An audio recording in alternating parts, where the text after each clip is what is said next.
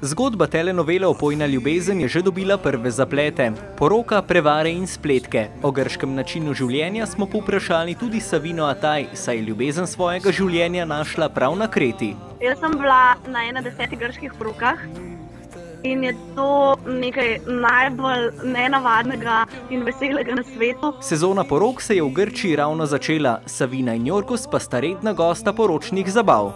In to res izgleda tako, da se zbere za kakšen krst okoli 500 ljudi, za poroke pa minimalno 1000 in potem dobiš lamp, se pravi četino na 500 načinov, to se pleše, je, veseli. Grki imajo popolnoma drugačen življenjski slog, zanimive pa so tudi njihove fraze.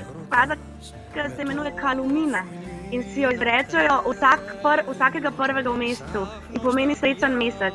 In na začetku vsakega meseca, maj, juni, juli, v bistvu praznujejo, kot da je novo leto, praznujejo nov mesec. Kot praznik pa je tudi Savinino življenje, saj v Grčiji res uživa. Tukaj se pa nek način skrijam, napolnjam baterije, fenomenalne, itak uživam v hrani, tukaj z Jorgosom skupaj nisem dobila samo v farmi super živil, ampak še najboljšo restauracijo. Na nek način ji lahko kar zavidamo. 2 tedna nazaj nas je bilo 40 Slovencev, tukaj sem jih pripeljala delati jogo, smo se imeli super, zdaj grem spet nazaj, potem pa pridem za 3 mesece poleti.